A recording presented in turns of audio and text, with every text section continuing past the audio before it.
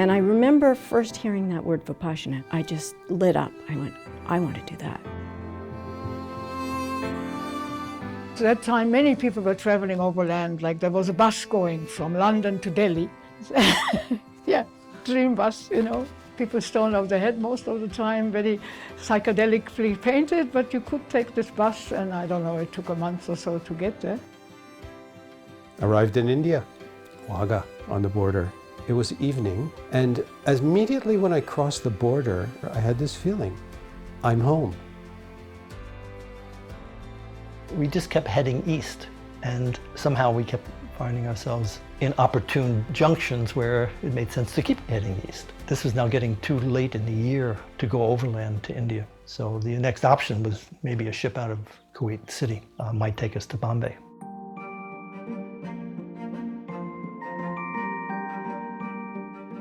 I met this person on the street, and he said, well, the last thing I did in India this time was a course with this man called Goenka. You have to do one of these courses.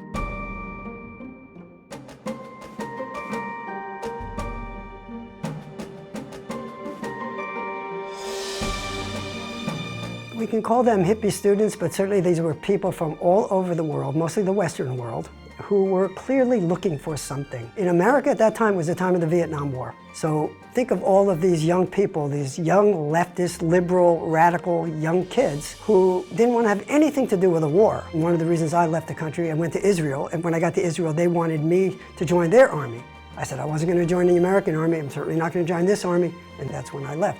But there were thousands and thousands of these Western people on the road going to India, not really knowing what they were looking for. This was the days of the Beatles, the Rolling Stones. Clearly it was a magical mystery tour, and the fortuitous events of many different spiritual paths. People meeting their teachers, meeting their gurus.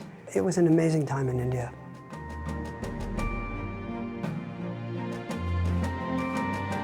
We actually got to Bodh Gaya. The last place we stopped to look for a place to stay was the Burmese Vihara. The Burmese Vihara was instrumental in my life. Munindra was there, so Munindraji was my first teacher. And then one night, about 2 months later, Munindraji came upstairs and he said, my friend S.N. Goenka is coming tomorrow to teach a 10-day course, and he wanted all of us to sit. I said, great. The next day, Goenkaji walked in, and as soon as he walked in, everything changed. And he had come for one course to Bodh Gaya, and he stayed for, I remember 5, the book says 4. But I can't remember much, so 4 it is. And we stayed and sat all those courses. It was remarkable that this man from Burma, who knew nobody, and all of these Western people, it was like a magnet being drawn to Bodh Gaya at the time, so it was incredible. His first course in English was a few months earlier up in Dalhousie. There was a couple there from San Francisco who had been cooks in the old Haight-Ashbury district in the hippie days. They came to India and they were looking for something. So they wrote to 13, I think it was 13 different living Buddhist masters at the time. Sayagyi U Ba Khin was one of those masters. He wrote back to them saying that my teaching representative in India is S.N. Goenka, and at the same time, the story I always heard was he wrote to Goenkaji saying, you go up to Dalhousie and teach those people, which he did. He said he was so unsure of his English that he started the discourses in the evening. He said the first discourse, 20 minutes. I think second discourse, 20 minutes. He said by the time day 3 happened, 1 hour, no problem. So, you know, that was the beginning of his English career. The course was obviously very successful. All 13 of those people followed him to Delhi where he did the second course in English. And all of those people came to Bodh Gaya, which is when I met Goenkaji. And by the time I met him, the discourses not so different than what they are now. His English and his mannerisms in English were so wonderful and so endearing that you just wanted to hear them over and over again. And we did. So eventually I made my way to Dalhousie, where I took my first course. And at that time there were 3 courses in a row held at the Grandview Hotel. And Goenkaji's assistant at that time was a man named Judla, who was taking the registration for all of us. And, you know, the Westerners would just sort of come in by train and trudge up to his house, and he'd write our names down. And he was very interested in our stories. And he said, well, have you done any meditation before? And I said, well, you know, not really. I read the Tibetan Book of the Dead or something, and I just really haven't done much. And he said, I think you'll really like this technique. I think you'll really practice this. And I thought, that sounds good, but I think I'll only do one course. He said, no, you do all three. I said, okay. So my very first 3 courses were 3 courses right in a row.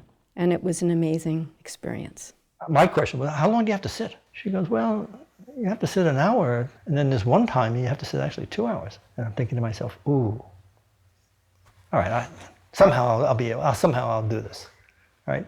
So this is in the back of my mind as we're coming into Madras now. As the course is coming up, we're in this hotel somewhere. And I said, okay, let me see just how long I can sit cross-legged. So I get myself on the bed. I'm going to try to sit cross-legged for as long as I can. I got 12 minutes.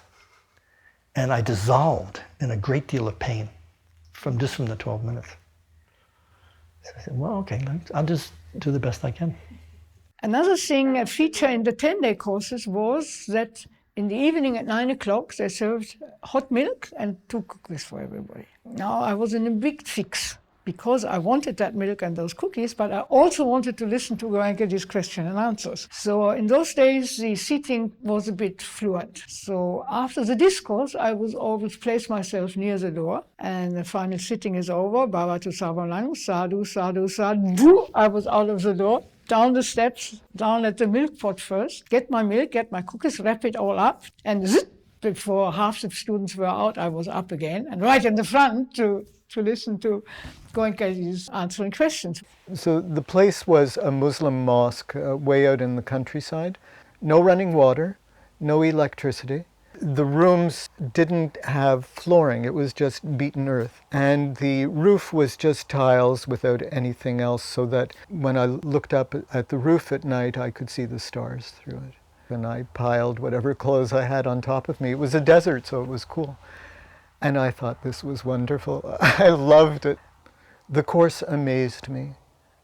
I couldn't believe how much pain I had. And I thought that if I could sit high enough, somehow I would be above the pain. Well, so I would pile up my clothes to sit on in the hall because I had nothing else. To see Goenkaji answering questions on a course live, I think I learned as much from that as anything else. You would see people approach him, and as soon as they approached him, they started smiling. You know, they just started glowing as they came towards him. And sometimes they would come up deliberately to challenge him. During one of the sittings, a meditator, a man, he came into the hall and was approaching Goenkaji, shouting and waving his arms. You know, he came closer and closer, and Goenkaji just sat there, smiling and chanting softly. And that was all Goenkaji did. But it looked to me that here was this man trying to attack Goenkaji, and you know, Goenkaji wasn't afraid in the slightest. There was no sign of fear. There was just peacefulness and compassion. And that proved to me that there is something about this man and about what he teaches. He was a simple teacher in that he just taught the Dhamma. That's all he was interested in. He wasn't interested in getting followers. You know, when he said, come to Benares, I know it was because he knew I needed more guidance and practice or whatever it was, right? So it wasn't that he was trying to get people under his clutches in any way like that. And, you know, he was very, in those days, you know, you go try and take a picture of him and he'd kind of shun you, you know, or laugh it off and say, what are you going to do with the picture, you know? How's that going to help you? Goenka was clearly a businessman. He sat with short-sleeved, button-down kind of Brooks Brothers shirt on and a lungi, and he'd read the Financial Times during break times, you know, and he was walking around with everybody else. It was hard for me because I was the Peace Corps director, and here were all these really disheveled people, some of them barely covered, you know, and he didn't bat an eyelash at all. It was just, these are his students. About 2-3 weeks after the course, when I was back in Kathmandu, I got a check in the mail for like 14 rupees, which was like $1.50, because the course did not cost as much as they thought it was going to cost. And I thought, so that really made me stop and think, this is the real deal. Okay, I understood the technique, Goenka was available, there was no gurudom, and it's not about money. I remember in my first courses, the bell ringer used to wake up all the women by going into their rooms, ringing the bell, and if they didn't get up, he would tickle their feet. There were people giving each other massages. There was lots of things happening that I don't even want to know what might have been happening on those courses. But we were still oddly dedicated. I mean, we felt deeply about it. We felt strongly that this was something absolutely extraordinary and amazing, and we were dedicated to it. We were good students in our own quite astonishing way. He was very, very, very accommodating because I think he saw something. He saw that dedication and he knew that we would work hard. And he did say at some point, he said when the Indian students did start complaining a little bit about us, he said, look, these people really have a strong determination and a dedication and a virya that is exemplary. And so, you know, we have to make accommodation. People would come and meet you. You could talk all the time if you wanted. We played cards in the first course in the room. So it used to be easy. But when the Anapan started, the room was dark.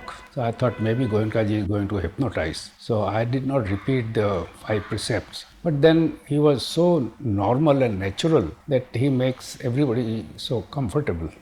So for first 2 days I was not doing anything. I had no faith in him. I just wanted what sort of man he is. Because I have seen so many other saints also, which never impressed me. So I was just tasting him. And on third day when he started to observe sensation here, then it clicked. Oh, this is something most valuable thing I am missing. So then I started doing what on first day what he taught. I remembered and I started doing. Whole night I did not sleep. There was a common dormitory and all were snoring and sleeping and I was meditating. When Goenkaji first came to India, he came just by himself. A lot of the parents of young Indian women did not want to send their daughters to any of these gurus because there was a history there, history of abuse, one nature or the other. Goenkaji always said that when Mataji joined him, that was such a protection for him because it was also a protection for these young girls, and therefore so many Indian families started coming themselves and their daughters because there was a full protection by Mataji always being with him. The other thing that she provided was, he always said that her metta and her sensitivity was so strong. So he would be busy talking, dealing with something or the other. She'd be just sitting there practicing metta. So it was a big protection for him all the way around and a big help to the students.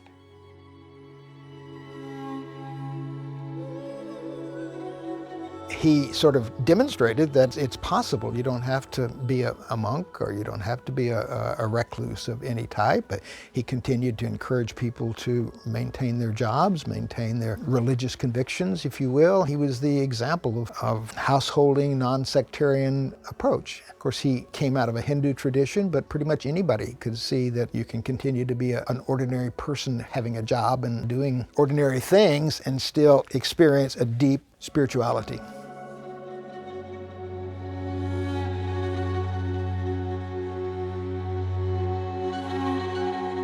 It was January 71, and Goenkaji came into the hall for the evening group sitting, 6 to 7. He had received a telegram, and he announced the light is out in Rangoon.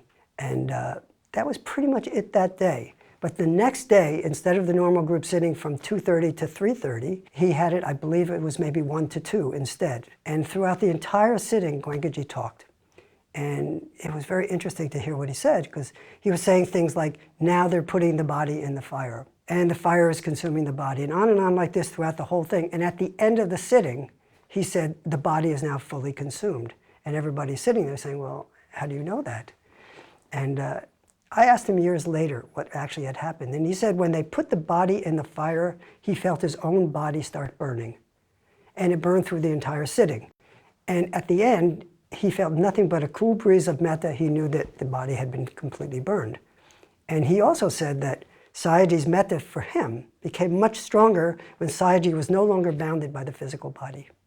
I mean, we all know the gratitude that Goenkaji had for his teacher. So even after Sayaji's death, that connection that Goenkaji had with Sayaji was so powerful. I mean, every course he taught credited Sayaji for that course. In October 77, I made a trip to Burma. In those days, you could get a 1-week visa. U Ba Khin had died, but his assistant, Sayama, was there. I remember for checking, the way they would do it Every evening they had a meditation hall, and at the back of the hall was a table where people would sit around and they would serve lemon water or other cold drinks. One time, Sayama translated, she said to me, you're always thinking." And of course, 100% right. So Sayama was in India at that time. Very impressive, and we understood her to be very highly developed, and it was a very strong metta. Yes, so it was a privilege to sit with Sayama.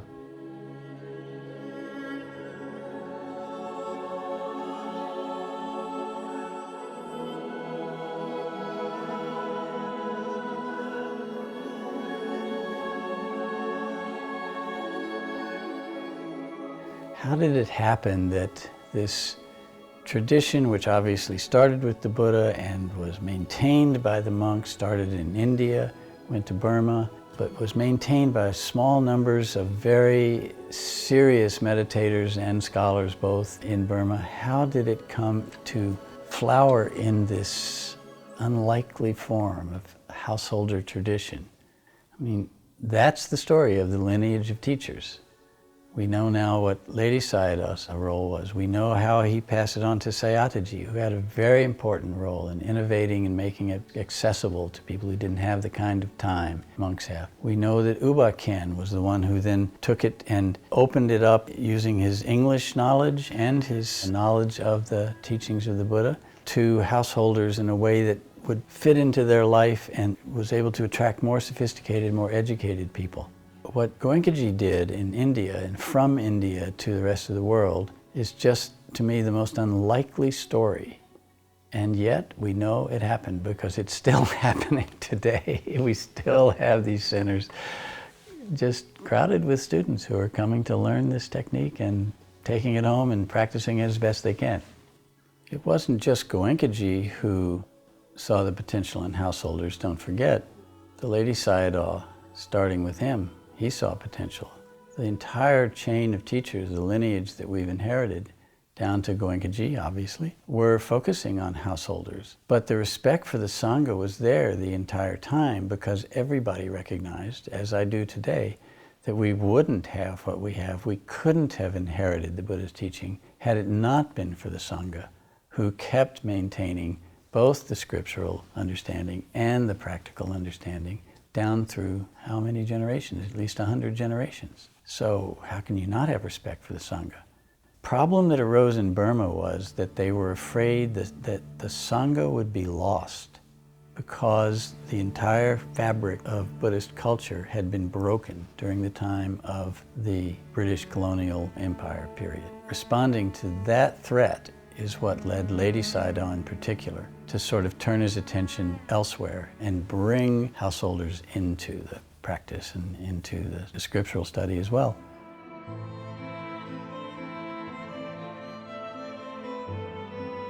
We always heard the story from Goenkaji about his teacher, Uba Khen, before he was Sayadaji, crossing the Rangoon River on the ferry and then having to slog through muddy paddy fields to get to Phayabhuiji, to get to Sayataji's teaching center. And there was no special accommodations made. Nobody was picking up students at the bus stop or anything in those days. You had to work to find your teacher and to get there. Uba Khen began teaching in an interesting way. We know the story of his meeting the Webu Sayadaw in 1941, which was a chance meeting. Uba Khen had been given the job as an accountant to go out and audit the books of various railway stations. And so he had a rail car and he was riding along on the railways and he would stop and look at the books at each place and then go on and audit the books in the next place. And that's when he first saw the Webu Sayadaw, asked, "Who is that monk?" Went to meet him. Webu Sayadaw meditated all day. Uba Khen went and just sort of paid respects in front of his hut, and the door came open and out came Webu Sayadaw. "Hey, who are you?" Sayagyi explained to Webu Sayadaw how he was working. Webu Sayadaw said to him, "You must start teaching this immediately."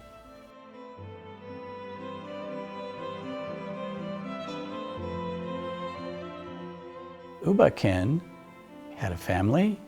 He had wife and children. He had a job. He would go to his job every day. He lived the normal life of a householder in the capital city there.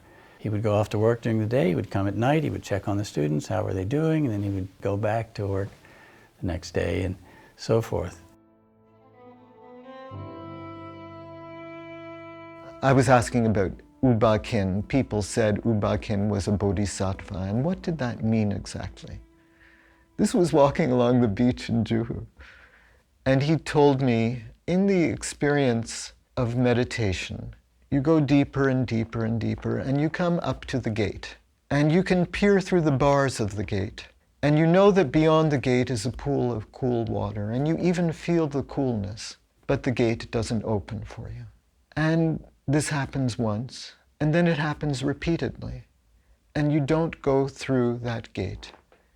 Then you know, at some time you took a vow to wait for the experience of nirvana until such time as another Buddha arises, or sometime. You've taken a vow of some kind that in this life you won't experience it. You will meditate as fully and as completely as possible, serve, and that's what you're doing in this life. So that was how he explained it to me. We were talking about U Ba Khin, but I'm very, very sure he was talking about his own experience.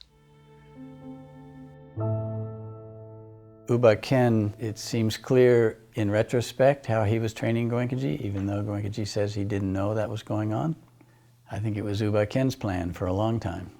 When the opportunity came and Goenkaji needed to return to India for family reasons in '69, that's when U Ba Khin made the appointment official, wrote out the certificate saying, this is a teacher appointed by me, and sent Goenkaji off with the definite mission to return Dhamma to India.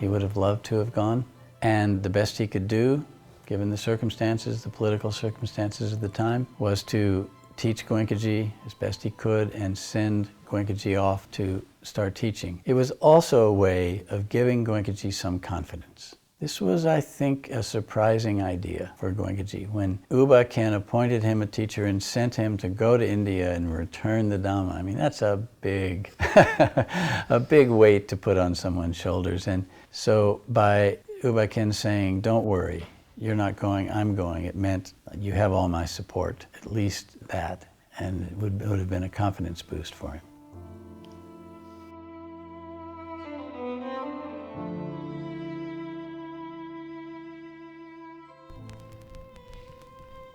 I was never aware that my teacher is training me for teachership, but much later I came to know that all the time he was grooming me for this job. Somehow or the other he thought very soon after I came in contact with him that this person has the parami to carry on the work of Dhamma, which actually was told to me after Siaji passed away and after I came to India. Some of the students there, my Dhamma brothers, they told that when I was for the first time entering the center and Siaji saw me coming, I don't know what he saw, and he said, here comes a person who is going to spread Dhamma. He is a man of very deep parami. So from the very beginning he had this in mind that he is to train me for some particular purpose, but he was a very wise person not to allow any ego to come in my mind. So he never told me anything. After my first course, when I tried to bring more people, I was not successful immediately. It took some time. But when Indians started coming, then he used me as a translator. So I was sitting near his feet all the time. And there the training started. Because while translating, I was understanding more about Dhamma. I was understanding what sort of questions people ask. And I was understanding how the teacher explains them. And like this it moved on. Siaji at one time decided that we must go out of the center. we must go out to Upper Burma. We arranged 2 camps, one in Mandalay, one in Memyo. And there he was giving me more responsibility for checking people as the assistant teachers do now. And suddenly at the time of discourse, he tells me, Goenka, they are all Hindi-speaking people.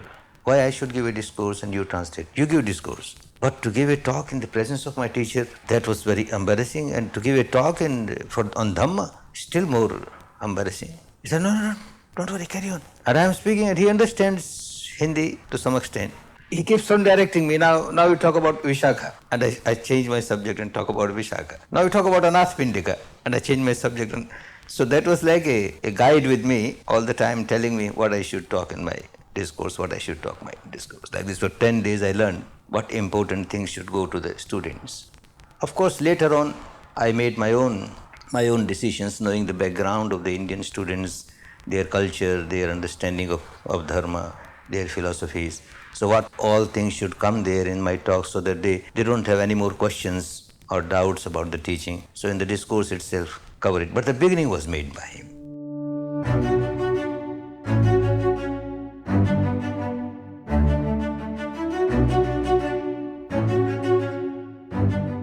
I was working in the Burma Government Trade Organization, and then I first went to a Buddhist monk's Vipassana course.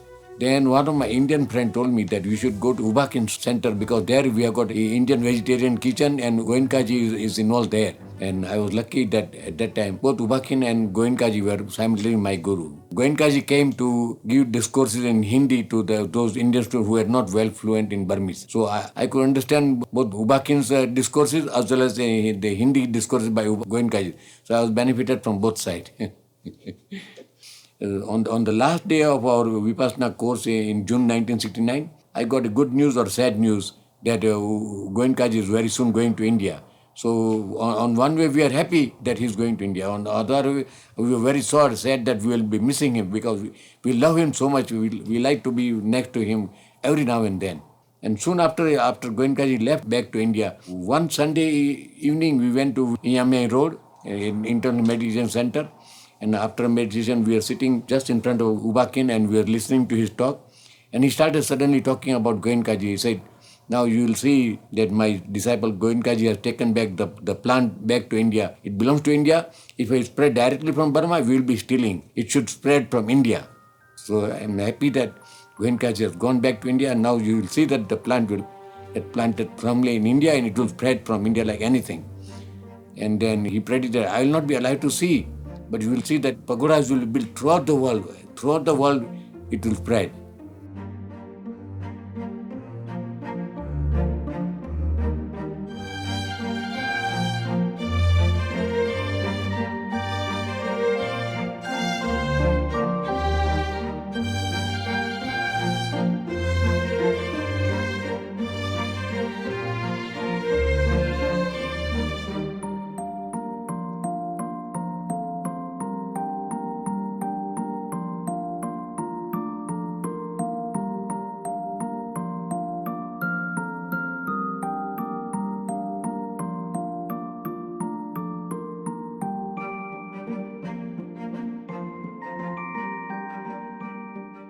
The first day, I started from the beginning. I had to go with him for typing and correspondence. So like this circular was made. He started that I am here teaching Vipassana course. Sayaji has given me permission to teach Vipassana. If you are interested, there will be a course in July. When he is traveling, I go with him.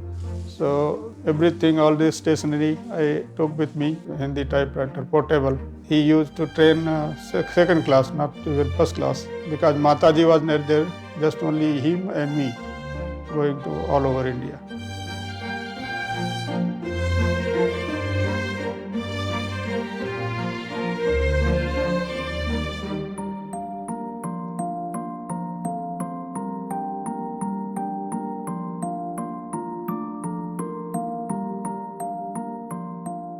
This was the first bit of his, yes. This was the first course and the place was Panchayati Wadi, July 3 to 13. First page started with surname Mr. Adukia. This is Mr. Natwarlal Parikh, who attended the 55th course of India. Mrs. Parikh was 1976. She attended the next course.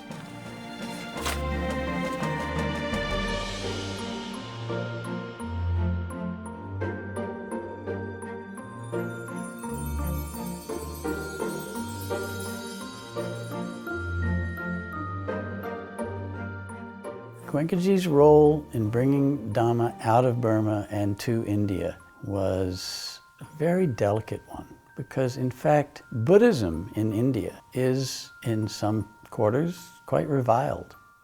Rather than a legend or history or mythology of respect for a great Indian teacher, instead the religious teachers of that time began to talk down Buddha and his teaching. It's odd. You'll go to various places in India and you may find that they retain a statue of Buddha, an idol of the Buddha. They say the Buddha is part of their pantheon of gods. He's one of the reincarnations of Vishnu or something. But at the same time they'll say, but don't follow his teaching. No, that's bad. So now Goenkaji comes and he's starting to teach in India. He didn't call it Buddhism, as we know. He used the word Dhamma. Dhamma or Dharma is a very respected word in Indian language. By getting people to meditate, began to show them that what the Buddha was teaching was not something to be reviled at all. But he had to do this little by little. It was hard to convince Indians of this. And in time, they came to see it.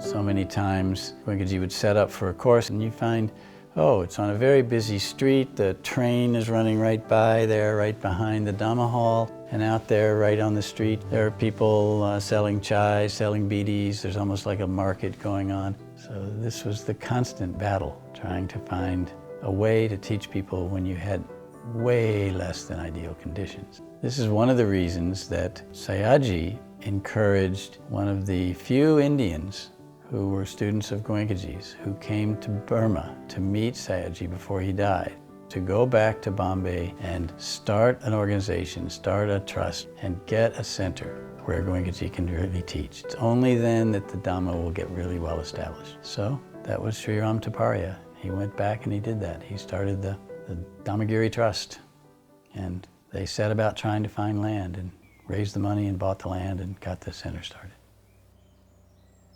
We heard on Metta Day, somebody was saying that, Guruji was looking some place for meditation center. So myself and Bhojaraji went to Guruji and requested Guruji, so while you are going to Bombay, we have few places in mind, in Igatpuri. Few mango trees were there, all just like a barren land. Somebody asked, we heard that you are looking some place. So he said, no, the place was looking for us.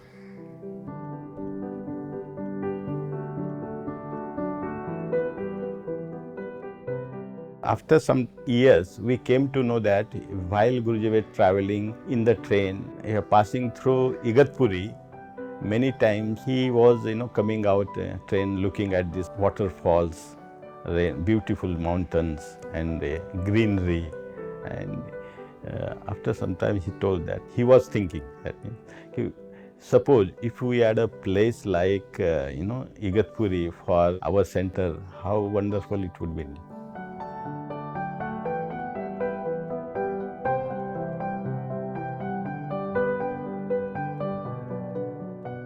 Two bungalows, a shed, and a big storage go-down. There's no electricity, there's no water. The place is infested with insects, scorpions, snakes, centipedes. And Graham's living there in one of the bungalows in one of the rooms. And if you want water, there's a well at the bottom of the hill. You go down there and bring back buckets of water, candles. So, I asked, so what are we doing here? And he said, well, Goenkaji said, just meditate.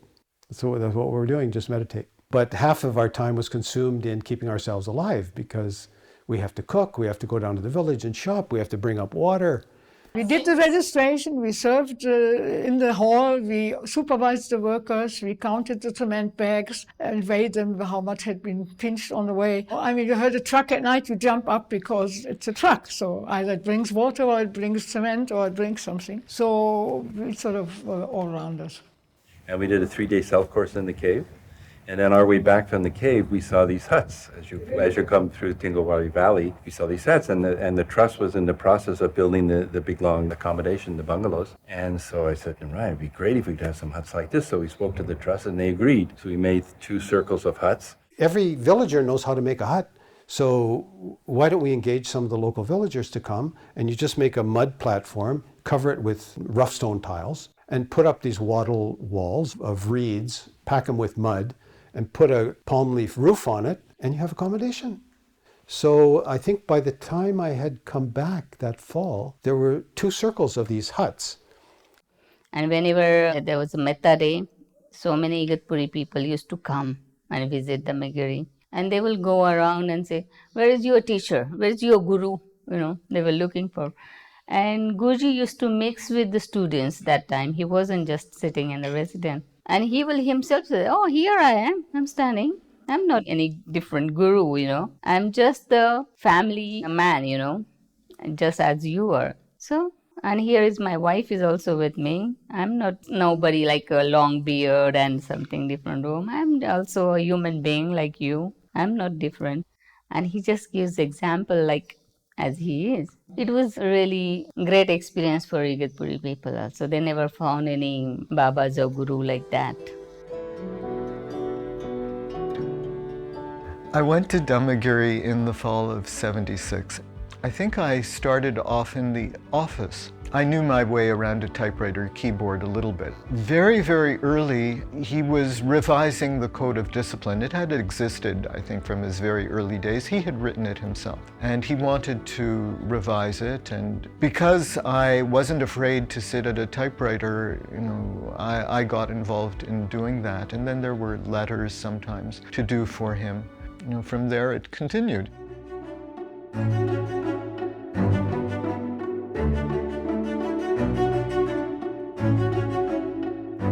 Yeah, so then Goenkaji gave, when he was here, he said, okay, you have this pit duck, and then when I come back, I think in May, we have a little ceremony and we put this foundation stone. We all gathered around that hole. Then Mr. Bodrat from Igatpuri, who had found this site, he had brought a coconut and flowers, and he wanted some really nice ceremony, so Goenkaji actually they did break the coconut, but he wasn't too happy with it because he really wanted to have the pure teaching and not have any standard ceremony involved with that, because then somebody might take offense or somebody might say this is important. Then every center we have to start off with all these blessings and ceremonies and coconuts and stuff like that. As he said, leave every rite and ritual behind. Not to condemn it, but here we don't do that. And I think that was the main reason.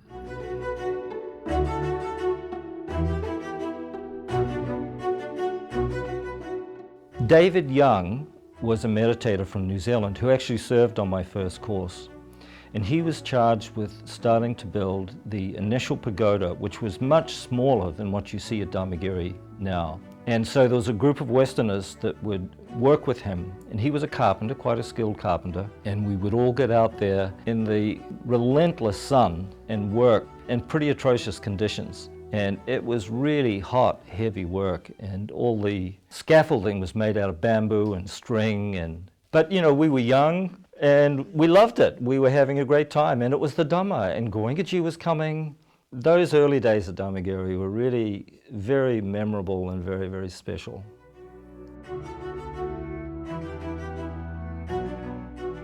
Goenkaji always talked about this prediction of the Dhamma going from Burma to India and from India to spread around the world. And all of these people from different places, from all the countries, they took it back. So that vision, that hope was always, let's have courses in the West, let's have courses in the West.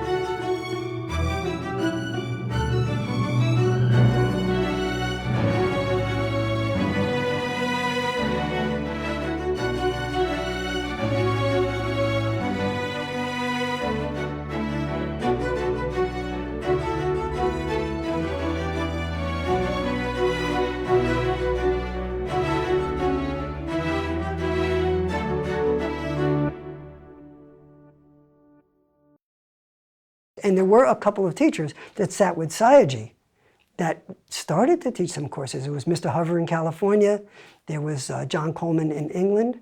And Ruth Dennison. I think just those three did conduct in the West, and they conducted because Goenkaji said to his students, you're going back to America, you go to Robert Hover and invite him to conduct a course, organize a course for him. Same thing for John Coleman, and I believe the same thing for Ruth Dennison. So we felt it as our task to bring it to other countries and to our own countries. From mid-69 through 70, there were no Westerners. And then after that, the word really started to spread. And I went to Goenkaji and I asked him, I had an idea that I'm seeing these Westerners and they don't know each other. When they go back to their country, they could contact each other and they could sit together. Could I note their names by country and their addresses and then maybe contact them? So Goenkaji said, yes, go ahead. During that year, Bill Corselius was also working up this idea about a newsletter. This list actually became the data that we started off with, and the newsletter took off. So the first 9 years were eclectic and with all sorts of articles, and were very personal actually in some of the things that were noted in there.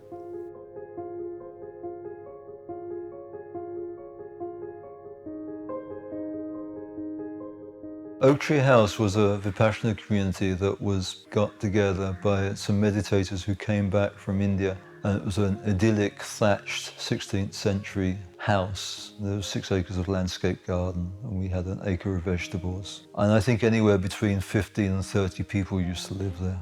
So that was the base of Vipassana in the UK in those days. And somebody offered if I wanted to manage a course for John Coleman.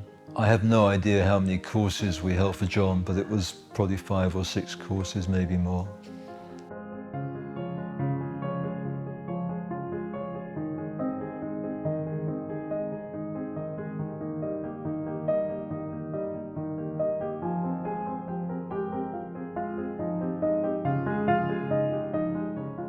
Goenkaji, he had a Burmese passport, which he treasured very, very much, because this was his motherland, and they had given him permission to come to India when nobody else was allowed. So he was very careful, and as a mark of respect, he wanted to keep this Burmese passport. Then he had promised some French lady who had been really insisting that please come to the West, come to the West. So he said he had promised that he would come. In 10 years, I will go to the West. So 10 years was nearing its end, and he still had a Burmese passport, and she said, you promised? And he said, yes, I promised, and I will keep my promise. And it was a very short switch over that he said, okay, I've asked the Burmese government so many times, they don't endorse it, I change my nationality.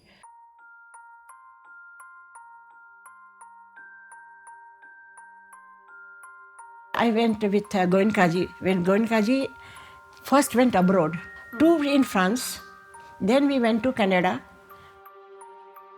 and then after coming back, 2 in England. So total 5. The invitation had come from one yoga organization. Tara was part of that, and Tara had done only 1 course, and she invited. And Goenkaji said, this is the opportunity, and somebody is asking, we should go. All the meditators were there, except in France, we had little bit difficulty with the French people. Even somebody will kiss Mataji, and that, very interesting, the culture difference. Okay. When we went there, they had arranged the rooms for us, but couple in 1 room. They have arranged everything before we went. So Goenkaji said, no, you have to change. And the people walked in and suddenly were confronted with the discipline that was expected of them, silence and segregation of men and women. And it was wild, I have to say. I was sort of desperately trying to keep things in line. My job was to ring the gong, and people resented that. I would leave it on a nail outside the meditation hall. One day somebody moved it so that the nail was high up out of my reach. So I went to the kitchen and got the top of a pot and a spoon and went out around with that. Every day I would see things that were shocking for me, you know, somebody giving another person a massage in the meditation hall. One evening there was a couple out on the lawn doing ballet at 10 p.m. or something like that. And so I would keep going to Goenkaji and saying, Goenkaji, this is happening. Goenkaji, they're doing this. Goenkaji. He just smiled and looked off, as he would usually do. You know, this was his attitude, just accept. You know, this is the situation, and be equanimous with it. We can't change it. And I think the one in Switzerland was canceled and we heard about it. So we immediately phoned and said, come to Montreal, we'll pay the ticket, we'll find a place. So he agreed to come to Montreal. So we organized a course in Montreal. That was the first course in North America, and people came from all over. All the old students came from California, Florida, different places, you know. And there was Jean-Claude. He was a French filmmaker, and he actually videoed that first course.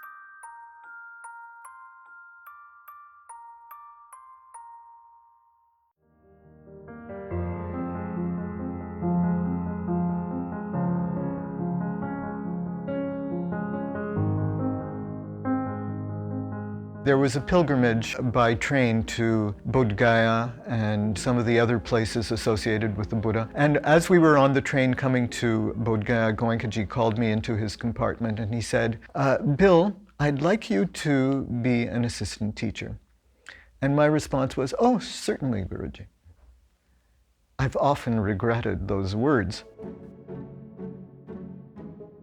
And then, once the course was fixed, then Goenkaji announced that I had been appointed an assistant teacher and would be conducting a course. I don't remember the announcement. I just know I came out of my room one day and suddenly everybody knew. And everybody was relating to me differently. And it felt really hard.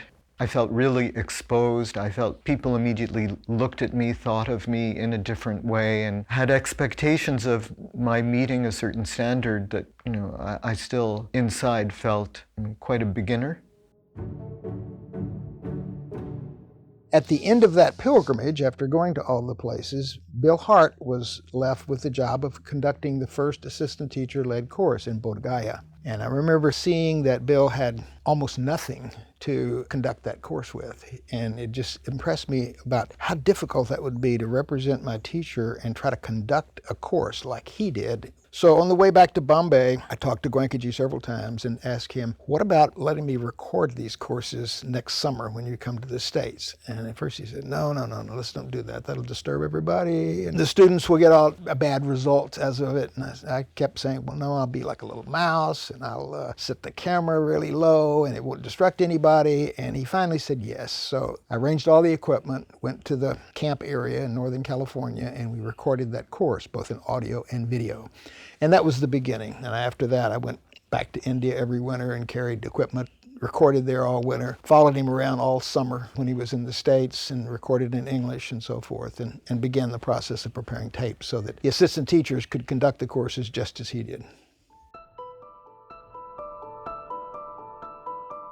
This was the very first course conducted by an assistant teacher, the very first 10-day course. And Goenkaji had said that giving a course is like taking an adhitthana. It's making a strong determination. I will do this and I will carry through to the end. So, you know, when a teacher undertakes a course, he or she is making that strong determination. And Goenkaji said to us, if everybody leaves, doesn't matter, you continue. If you do a self-course and continue to the end. So we started off and, you know, the first evening played Anapana, and then day one, it was all new and it was all an adventure. Anyway, the first day passed pretty much like the first day of any course, and in the evening, I turned on the discourse and felt, oh, okay, now I can relax. This is what I always feel when the discourse plays, okay, now they have Goenkaji. And then after the discourse, there was a break and they came back in the hall and it was time for the final sitting. And now I pressed the play button to continue, and there was just a hissing sound, nothing else, silence. There was nothing on the tape. And Goenkaji had said, any time that the tapes fail, you have to step in just like that. You must be ready to do it. So here it was, day one, and I had to be ready to give the instruction. And so the first thing I was asking myself was, okay, what is the instruction? But anyway, I recalled it, and I gave the instruction. So 9 o'clock came, and so I did it. You know, I chanted Bhavatu Sabba Mangalam as best I could. But what was so amazing was that as soon as I started doing it, it was a wave of, you know, the whole description, you know, just vibration, vibration, vibration. That made me feel that I wasn't there alone. This is something important for assistant teachers to feel. You know, the danger is that we feel, I am doing this. And so in that case, you're doing it with your own limitations. You know, Bill Hart, so much and no more, with his own ego and with his own perceptions. But if you can just set that aside and realize, I'm just here representing my teacher, nothing else, then it's a really powerful experience and really inspiring experience.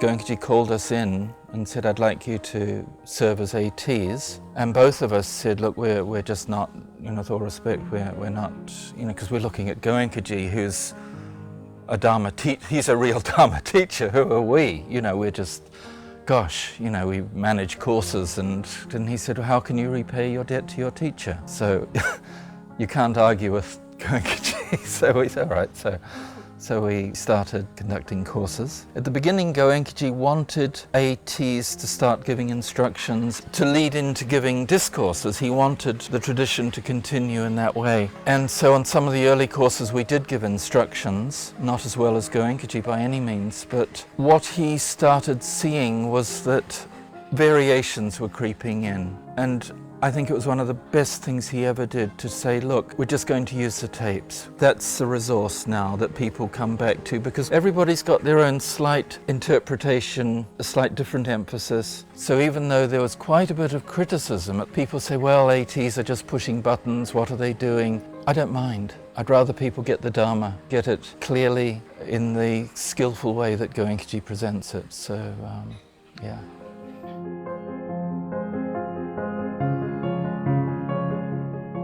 He'd go to North America, Canada, California, and 1 year Chicago. And there was a course that we managed and put together in Cape Cod, Massachusetts, Sandwich, Massachusetts. And we really went under that year, you know, because he wanted to make it a Dana course, and we're going, ooh, okay.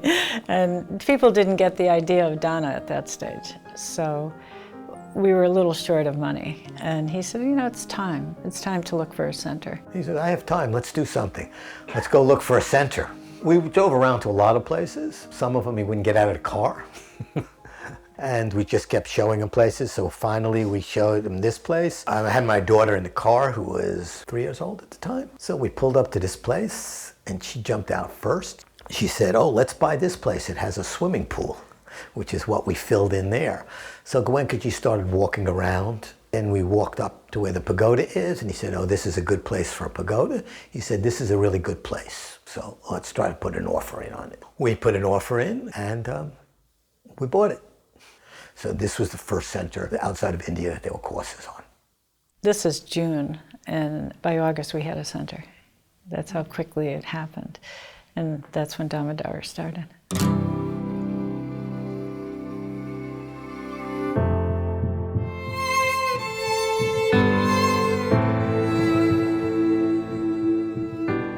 In the early days, we only had this one house at Damodar. And so our first course, I think, was for one person, actually, served by two. And then the next course, I think there were 4, and then there were 6, and then there were 8, so it sort of exponentially grew.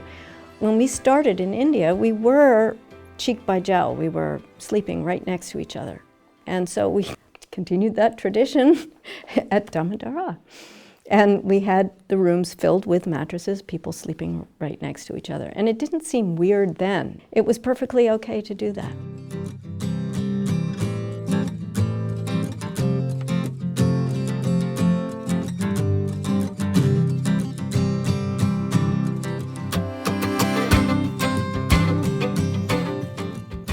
It was a very cold, bitter mountain winter. We had to build the entire center from scratch. There was nothing there, no utilities, nothing. There was just bush, there were no structures on it. We asked Goenkaji what is the priority when we're starting the center. And he said the same as what he said with Dhammagiri. The meditation is the #1 priority, and he hoped that we could have continuous meditation as soon as possible. Because there was no management guide, nothing to tell us what should be done and what shouldn't be done. It's difficult to create that kind of pure environment in a new place where it was just bare land.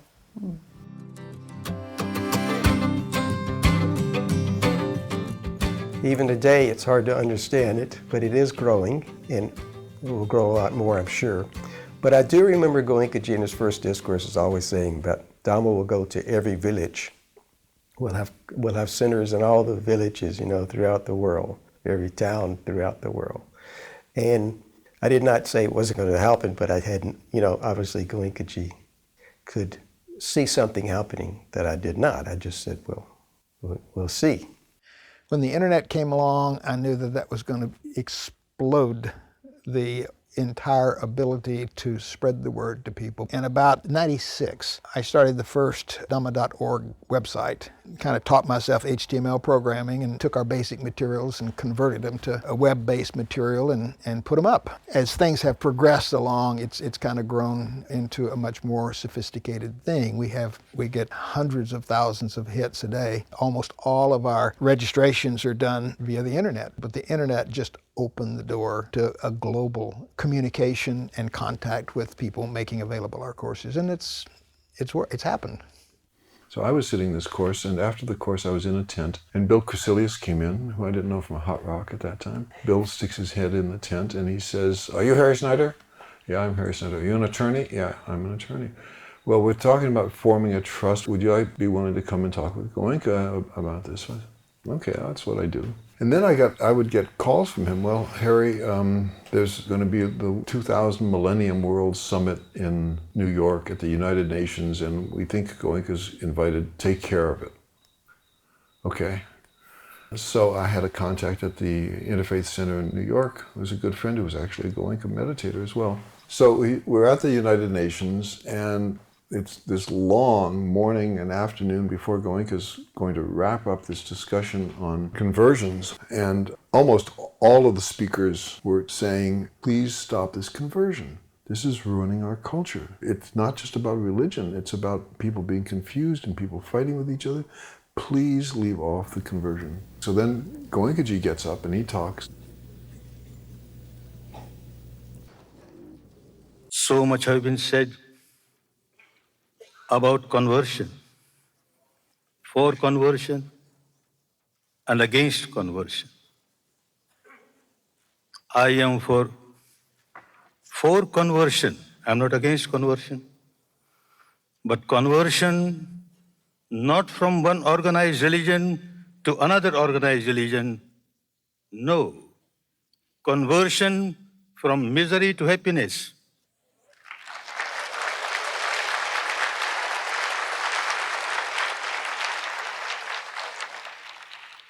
When I generate peace in my mind, the entire atmosphere around me gets permeated with the vibration of peace. Anybody who comes in contact with me starts enjoying peace. This is the real conversion which is necessary, nothing else. It was really a miraculous moment. Before that, I'd asked Goenkaji, what are you going to talk about? He said, oh, I've worked something out. And he'd written out this whole thing the night before.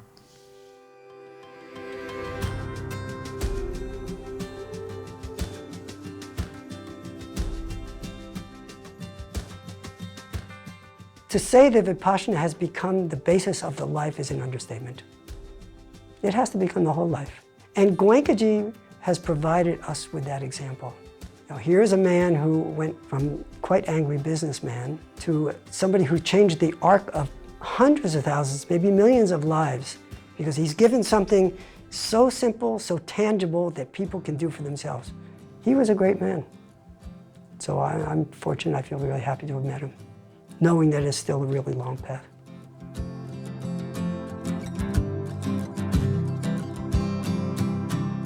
When we first started serving on courses in the West, we felt like we were definitely aiding Goenkaji. We were his hands, because obviously, and he said so many times, I only have 2 hands, you're the 1,000 hands, and we definitely felt like that. This is some way that we can repay back our debt of gratitude to him by helping and serving so many people in so many ways. And we really did do everything. I mean, in the early days, we were managing, we were cooking, we were cleaning the toilets, we were doing absolutely everything. And though we were exhausted half the time, usually it was with a lot of joy and a lot of gratitude. So it wasn't a hardship for us, it was just absolutely joyful.